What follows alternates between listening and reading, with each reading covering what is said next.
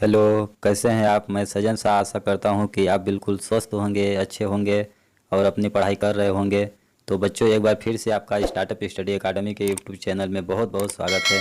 तो चलिए बच्चों, हम अपनी लर्निंग स्टार्ट करते हैं विथ स्टार्टअप स्टडी के साथ। बच्चों, आज हम लोग पढ़ेंगे एनसीईआरटी की गणित कक्षा 9 अध्याय 1 उदाहरण नंबर 1। देखिए, उदाहरण नंबर अध्याय 1 का उदाहरण नंबर 1 क्या दिया गया है। नीचे दिए गए कथन सत्य हैं या असत्य, कारण के साथ उत्तर दीजिए। नीचे देखिए कुछ हमें कथन दिए गए हैं। इन कथन को हमें बताना है कौन सा कथन सत्य है और कौन सा कथन असत्य है, और कारण भी बताना है कि क्यों सत्य है और क्यों असत्य है। उत्तर का कारण हमें बताना है। तो चलिए बच्चों, हम लोग स्टार्ट करते हैं। देखिए, पहला क्या दिया गया है, प्रत्येक पूर्ण संख्या एक प्राकृतिक संख्या होती है। यह कथन सत्य है या असत्य है। तो देखिए, पहला हल क्या हो जाएगा। हल देखिए, पहला असत्य है क्योंकि शून्य एक पूर्ण संख्या है परंतु प्राकृतिक संख्या नहीं है। तो बच्चों देखिए, संख्याएं पूर्ण संख्या, प्राकृतिक संख्या, पूर्णांक संख्याएं और संख्याओं के बारे में संख्याएं किन्हें कहते हैं, और इस चैप्टर में जितने भी इम्पोर्टेंट टॉपिक्स दिए गए हैं उन सभी टॉपिक्स का इस अध्याय के इंट्रोडक्शन वाले वीडियो में डिस्कशन किया गया है। यदि आपने अभी तक वह वीडियो नहीं देखा है तो एक बार अवश्य देखें। इस वीडियो के डिस्क्रिप्शन में लिंक आपको मिल जाएगा। तो देखिए, पहला नंबर बोला गया है प्रत्येक पूर्ण संख्या एक प्राकृतिक संख्या होती है। तो जैसे देखिए, हम जानते हैं बच्चों कि प्राकृतिक संख्या क्या होती है, पूर्ण संख्या क्या होती है, पूर्णांक संख्या, और यहाँ पे बोला गया है परमेय संख्या। ठीक, हम इनको देखेंगे। तो देखिए बच्चों, प्राकृतिक संख्या क्या होती हैं, वह संख्या जो एक से आरंभ होकर अनंत तक जाए, 1 2 3 इसी तरह से अनंत तक, इन सभी संख्याओं को हम प्राकृतिक संख्या कहते हैं। पूर्ण संख्या, यदि प्राकृतिक संख्याओं में जीरो शामिल कर लिया जाए तो उन्हें हम पूर्ण संख्या कहते हैं, अर्थात वह संख्या जो जीरो से प्रारंभ होकर अनंत तक जाए, 0 1 2 3 इसी तरह से अनंत तक, इन सभी संख्याओं को पूर्ण संख्याएं कहते हैं। पूर्णांक संख्या किसे कहते हैं। देखिए, संख्या रेखा पर हम बीच में जीरो दर्शाते हैं, जीरो के दायां तरफ 1 2 इस तरह से धनात्मक संख्या होती हैं अनंत तक, और जीरो के बायां साइड -1 -2 ऋणात्मक संख्या होती हैं, कितना, अनंत तक। इस साइड क्या होती है, ऋणात्मक संख्या होती हैं। तो इन सभी संख्याओं को हम पूर्णांक संख्याएं कहते हैं। परमेय संख्या किसे कहते हैं, वह संख्या जिसे p/q के रूप में लिखा जा सके उसे हम परमेय संख्या कहते हैं। जैसे एग्जाम्पल के लिए 3/5। देखिए, 3 क्या है, एक पूर्णांक है, 5 क्या है, एक पूर्णांक है, और p/q के रूप में है, इसलिए इसे यह कैसी संख्या है, एक पूर्णांक परमेय संख्या है। अब यहाँ पे देखिए पहला नंबर, प्रत्येक पूर्ण संख्या एक प्राकृतिक संख्या होती है। प्रत्येक पूर्ण संख्या, तो देखिए प्रत्येक पूर्ण संख्या जीरो से स्टार्ट होती है, और बोला गया कि इन संख्याओं को हम प्राकृतिक संख्या कह सकते हैं। बिल्कुल असत्य है, हम नहीं कह सकते, क्योंकि जीरो क्या है, एक पूर्ण संख्या है, लेकिन प्राकृतिक संख्या में देखिए जीरो नहीं है। तो कथन क्या हो जाएगा, असत्य है, क्योंकि शून्य एक पूर्ण संख्या है परंतु प्राकृतिक संख्या नहीं है। उसी तरह से दूसरा नंबर देखिए, दूसरा नंबर क्या बोला है, प्रत्येक पूर्णांक एक परमेय संख्या है। तो पूर्णांक संख्याएं देखिए ये हैं, इन संख्याओं को हम परमेय संख्या बोल सकते हैं। सत्य है, सत्य है, क्योंकि प्रत्येक पूर्णांक को हम मान लेते हैं यम, ठीक, को m/a के रूप में लिखा जा सकता है, और इसलिए यह एक परमेय संख्या है। जैसे यहाँ से कोई भी पूर्णांक ले लीजिए, हमने 2 ले लिया, तो 2 क्या है, परमेय संख्या है, क्योंकि 2 के बटा में हम 1 लिख सकते हैं। देखिए p/q के रूप में हो गया, तो यह क्या है, एक परमेय संख्या है। इसी तरह से -2 ले लीजिए, तो -2/1 हम लिख सकते हैं, जो कि एक परमेय संख्या है। आप 0 ले लीजिए, 0/1 लिख सकते हैं, यह भी क्या है, एक परमेय संख्या है। इस प्रकार से सभी पूर्णांकों को हम परमेय संख्या कह सकते हैं। तीसरा नंबर बोला गया है, प्रत्येक परमेय संख्या एक पूर्णांक संख्या होती है। प्रत्येक परमेय संख्या को हम पूर्णांक संख्या कह सकते हैं। यह कथन असत्य है, असत्य है, क्योंकि 3/5 एक पूर्णांक नहीं है। 3/5 क्या है, एक परमेय संख्या है, लेकिन इसको हम पूर्णांक संख्या नहीं कह सकते। जैसे देखिए, पूर्णांक संख्या क्या होती हैं, ये अपने आप में पूर्ण होती हैं, अर्थात भिन्न के रूप में या दशमलव के रूप में नहीं होती हैं। अब यहाँ पे जैसे हमने ले लिया 2/3, यह क्या है, एक परिमेय संख्या है, लेकिन इसको पूर्णांक संख्या हम पूर्णांक संख्या नहीं कह सकते। तो यह कथन क्या हो जाएगा, असत्य है, क्योंकि प्रत्येक परिमेय संख्या पूर्णांक संख्या नहीं होती है। इस तरह से बच्चों एग्जाम्पल नंबर 1 हम लोग का कंप्लीट हो गया। चलिए हम लोग उदाहरण नंबर 2 देखिए बच्चों। उदाहरण नंबर 2 क्या बोला गया है, संख्या 1 और 2 के बीच की 5 परिमेय संख्याएं ज्ञात कीजिए। संख्या 1 और 2 के बीच में हमें 5 परिमेय संख्याएं ज्ञात करनी है। तो चलिए हम लोग हल करते हैं। हल, ठीक। देखिए क्या हमें बोला गया है, 1 और 2 के बीच 5 परिमेय संख्याएं, 5 परिमेय संख्याएं। तो क्या हो जाएगा, देखिए यहाँ पे बच्चों हम लोग 1 के बटे में 1 लिख सकते हैं, 2 के बटे में 1 लिख सकते हैं। और यहाँ पे हमें कितनी परिमेय संख्याएं ज्ञात करनी है, 5 परिमेय संख्याएं, ठीक। तो 5 और 5 से 1 अधिक क्या होगा, 5 में 1 जोड़ेंगे क्या आएगा, 6 आएगा। अर्थात इन 1/1 और 2/1 परिमेय संख्याओं में हम ऊपर नीचे 6 का गुणा कर देंगे, अंश व हर में 6 का गुणा करेंगे। तो देखिए क्या आएगा मेरा, यहाँ पे मेरा हो गया 1/1 और 2/1। यहाँ पे अंश व हर में क्या करेंगे, हम 6 का गुणा करते हैं। देखिए यहाँ पे गुणा कर दिया और नीचे इसी तरह से 2 में 6 का गुणा करेंगे, 1 में 6 का गुणा करेंगे, ठीक। अब देखिए यहाँ पे यदि 6 हम कैंसिल कर दिए तो मेरा मान यही आएगा, 6 हम ऊपर नीचे काट देंगे तो 2/1 ही आएगा। अर्थात कोई भी परिमेय संख्या दी गई हो तो उसके अंश व हर में समान संख्या से गुणा हम कर सकते हैं, उसमें कोई प्रभाव नहीं पड़ता है। अब क्या बोला गया है, इनके बीच 5 परिमेय संख्याएं हमें ज्ञात करनी है। तो बराबर क्या हो जाएगा, 1 छक्का 6 बटे 1 छक्का 6 और इसका क्या हो जाएगा, 2 छक्का 12 बटा 1 छक्का 6 के बीच कितनी परिमेय संख्याएं, 5 परिमेय संख्या, ठीक। इधर आप आगे लिख लीजिएगा, आपको लिखना है 5 परिमेय संख्या। अब देखिए यहाँ पे हर और हर वाली संख्या 6 तो बराबर है। अंश वाली संख्या देखेंगे क्या है, 6 है और 1 की क्या है, 12 है। तो इनके बीच में संख्याएं क्या आएंगी, 6 के बाद 7 8 9 10 11 इतनी संख्या आएंगी।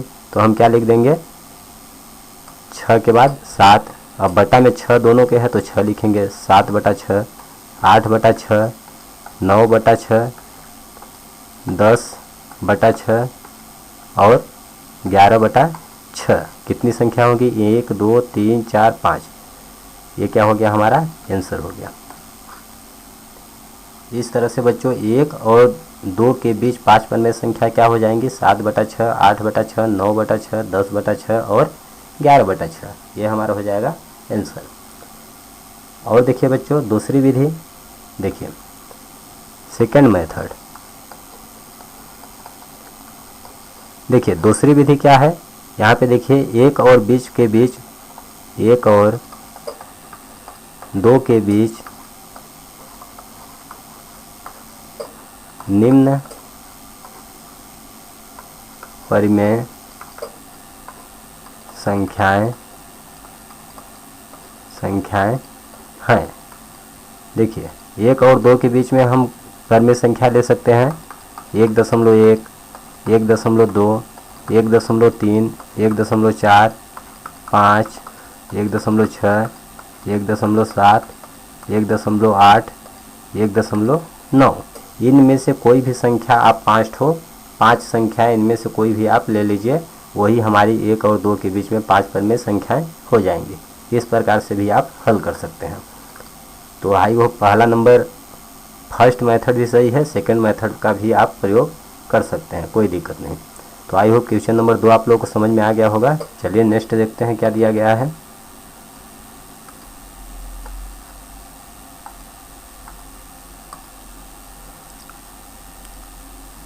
देखिए बच्चों प्रश्नावली 1.1 क्वेश्चन नंबर 1 क्या दिया गया है, क्या शून्य एक परिमेय संख्या है। बोला गया है क्या शून्य एक परिमेय संख्या है, क्या इसे p/q के रूप में लिख सकते हैं, जहां p और q पूर्णांक हैं और q डज नॉट इक्वल 0। ठीक, बोला गया है कि क्या हमें बताना है कि शून्य एक परिमेय संख्या है, क्या इसे p बटा q के रूप में हम लिख सकते हैं, जहाँ p और q क्या है, पूर्णांक है और q डज नॉट इक्वल 0।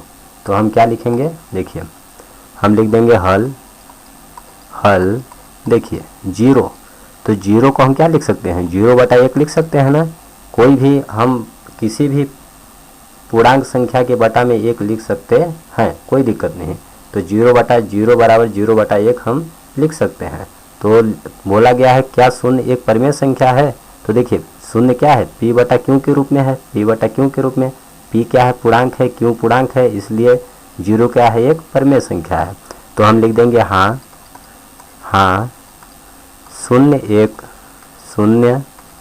एक परिमेय संख्या है, परिमेय संख्या है।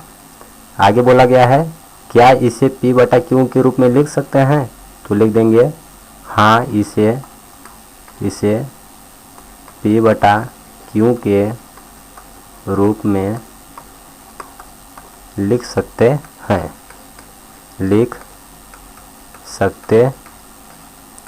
हैं, जहाँ p और q पूर्णांक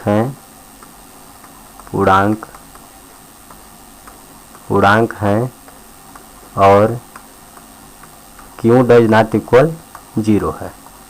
ठीक, यहाँ पर देखिए p ऊपर की संख्या p, नीचे की संख्या q, तो p बटा q के रूप में हमने लिख दिया। p क्या है, 0 है जो कि एक पूर्णांक है, q क्या है, एक है जो कि एक पूर्णांक है, और नीचे वाली q देखिए 0 नहीं है। इस प्रकार से हम कह सकते हैं कि 0 एक परिमेय संख्या है। देखिए बच्चों क्वेश्चन नंबर 2 क्या बोला गया है, 2 और 4 के बीच में 6 परिमेय संख्याएं ज्ञात कीजिए।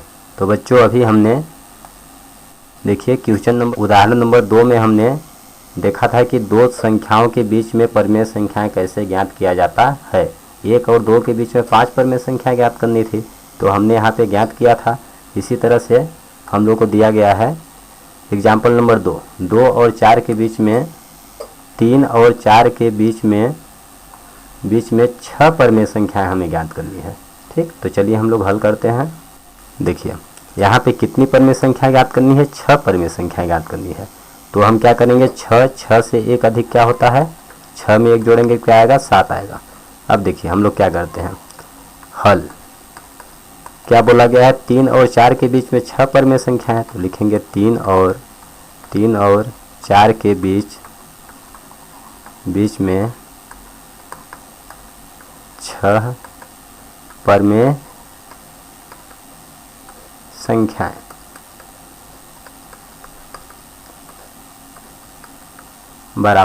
बराबर क्या हो जाएंगे, देखिए 3 के बटा में कुछ नहीं है तो बटा 1 लिख सकते हैं हम, 4 के बटा में कुछ नहीं है तो हम 1 लिख सकते हैं। इस प्रकार से हमारा क्या आ गया, 3 बटा 1 और 4 बटा 1 के बीच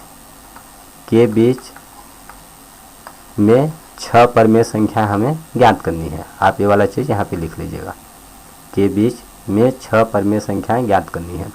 तो बराबर क्या आ जाएगा, अब देखिए यहाँ पे हमें कितनी परिमेय संख्या याद करनी है, 6 परिमेय संख्या है। तो 6 से 1 अधिक क्या होगा, 7, अर्थात इन परिमेय संख्याओं के अंश व हर में 7 का गुणा कर दीजिए। देखिए यहाँ पे 7 का गुणा, यहाँ पे 7 का गुणा, इस 4/1 के अंश व हर में 7 का गुणा हमने कर दिया। तो क्या मिल गया, अब देखिए फाइनली क्या मिलेगा हमें, यहाँ पर देखिए 7 यदि ऊपर नीचे हमने कैंसिल कर दिया तो 4/1 आया। देखिए 4/1 है, अर्थात किसी भी परिमेय संख्या के अंश व हर में समान संख्या से हम गुणा कर सकते हैं, कोई प्रभाव नहीं पड़ता है। तो यहाँ से क्या आ जाएगा, 3 सते 21 बटा 7 एकम 7 और 7 चौक 28 बटा 7 एकम 7 के बीच में कितनी 6 परिमेय संख्या है। तो बराबर क्या हो जाएगा, यहाँ पे देखिए हर में 7 है, ये तो बराबर है, अंश में क्या है 21 है और 28 है। तो 21 और 28 के बीच में क्या क्या संख्या आएंगी, 22।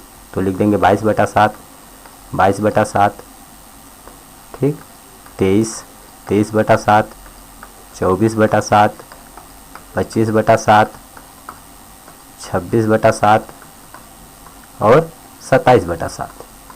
ये हो जाएगा 1 2 3 4 5 6। देखिए 6 परिमेय संख्याएं ज्ञात होगी। यह हो जाएगा हमारा अभिष्ट आंसर। तो देखिए बच्चों 3 और 4 के बीच में कुल 6 परिमेय संख्या क्या हो जाएंगी, ये परिमेय संख्या। अब देखिए दूसरा नियम क्या है, दूसरा विधि, सेकेंड विधि। ठीक, दूसरा विधि हम कैसे कर सकते हैं, 3 और 4 के बीच निम्न परिमेय संख्या है, निम्न परिमेय संख्याएं हैं। 3 और 4 के बीच में क्या क्या संख्याएं हैं, देखिए 3.1, 3.2 आएगा, 3.3 आएगा, 3.4, 3.5, 3.6, 3.7, 3.8, 3.9, इसके बाद 4 आएगा। तो ये सभी 3 और 4 के बीच में ये सभी परिमेय संख्या हैं। इनमें से कोई भी हम 6 परिमेय संख्या ले सकते हैं। इनमें से हम लिख देंगे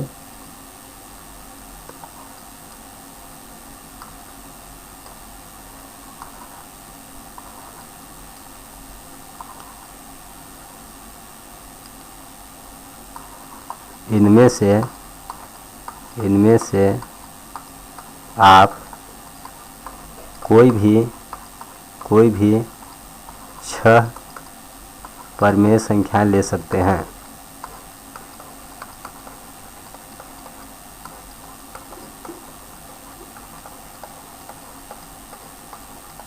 इस प्रकार से हो गया हमारा आंसर। अब देखिए बच्चों क्वेश्चन नंबर 3 क्या दिया गया है, 3/5 और 4/5 के बीच में 5 परिमेय संख्याएं ज्ञात कीजिए। तो चलिए हमें यहाँ पे देखिए कितनी परिमेय संख्या बोली गई है, 5। ठीक, तो हम लिखेंगे हल 3/5 और 4/5 के बीच 5 परिमेय संख्याएं, 5 परिमेय संख्याएं।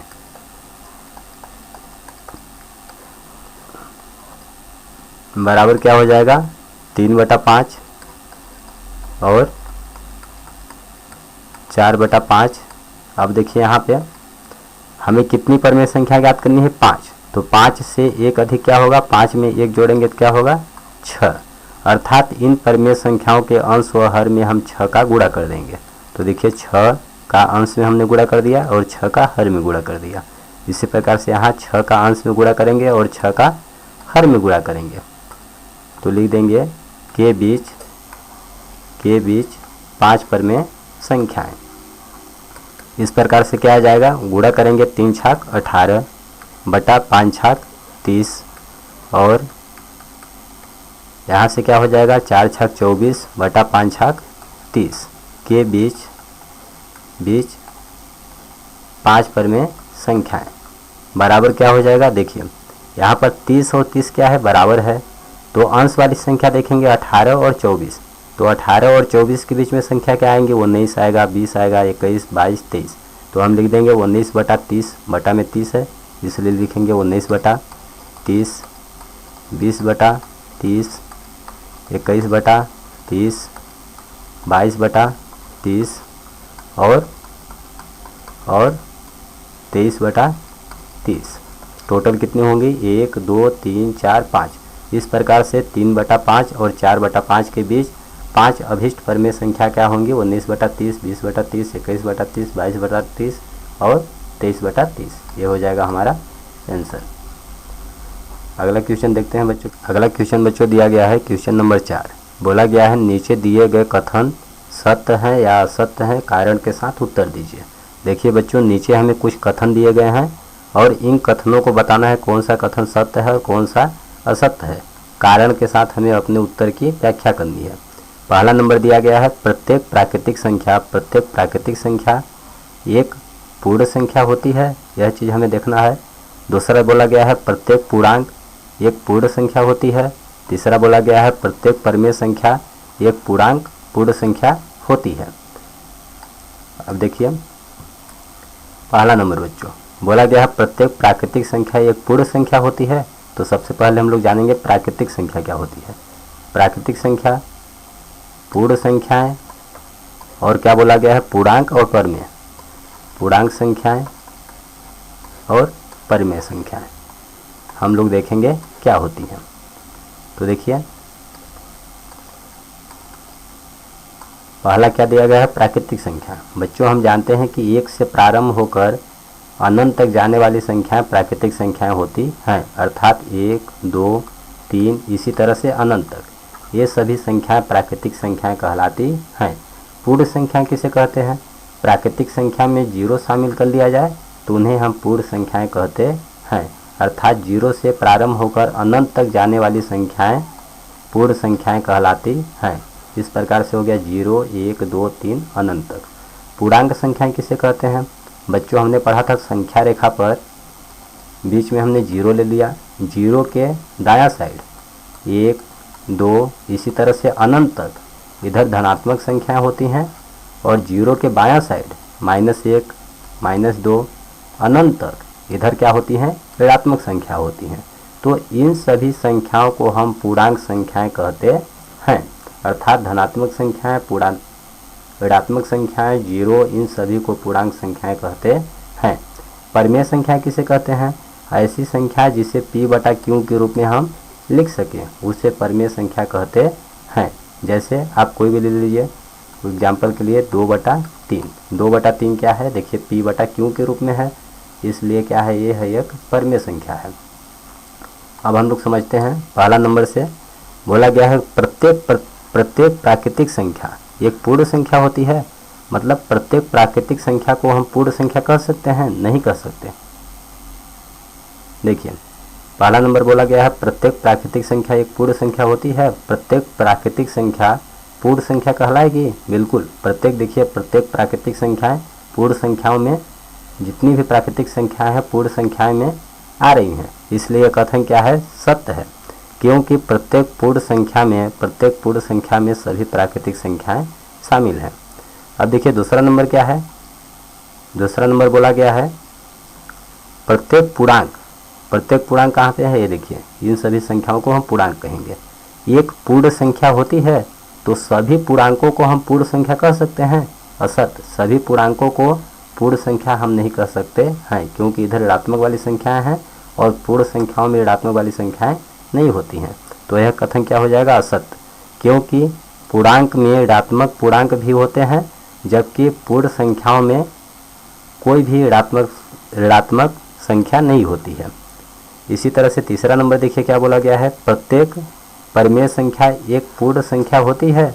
प्रत्येक परिमेय संख्या जैसे परिमेय संख्या हमने ये 2/3 एक लिया था, क्या इसको हम पूर्णांक बोल सकते हैं? प्रत्येक परिमेय संख्या को हम एक पूर्ण संख्या बोल सकते हैं। ये यहाँ पे देखिए एक है 2/3, यह क्या है, परिमेय संख्या है। क्या इसको हम पूर्ण संख्या बोल सकते हैं? पूर्ण संख्या नहीं बोल सकते हैं, क्योंकि पूर्ण संख्याएं 0, 1, 2, 3 इस तरह से होती हैं, ये बटा के रूप में नहीं होती हैं। तो यह परिमेय संख्या पूर्ण संख्या नहीं है। तो यह कथन क्या हो जाएगा, असत्य, क्योंकि प्रत्येक परिमेय संख्या में अन्य कई प्रकार की संख्याएं आती हैं जिनको पूर्ण संख्या के जैसा प्रदर्शित नहीं किया जा सकता है। तो इस तरह से बच्चों इस प्रश्नावली के सभी प्रश्नों का अध्ययन कर लिया है। यदि आपको वीडियो नहीं समझ आया हुआ तो पीछे करके पॉज करके पुनः समझने का प्रयास कीजिए, धीरे धीरे समझ में आपको। तो बच्चों हमें उम्मीद है कि इस वीडियो के सभी टॉपिक्स क्वेश्चंस आपको अच्छी तरह समझ में आ गए होंगे। अगर यह वीडियो आपको पसंद आया है तो वीडियो को लाइक करिए, चैनल को सब्सक्राइब करिए, अपने फ्रेंड्स के साथ शेयर करिए, और अगर आपको कहीं पर कुछ समझ नहीं आ रहा है तो आप नीचे कमेंट बॉक्स में लिखकर हमें अवश्य बताएं, हम आपके डाउट का रिप्लाई अवश्य देंगे। धन्यवाद दोस्तों, जय हिंद, जय भारत।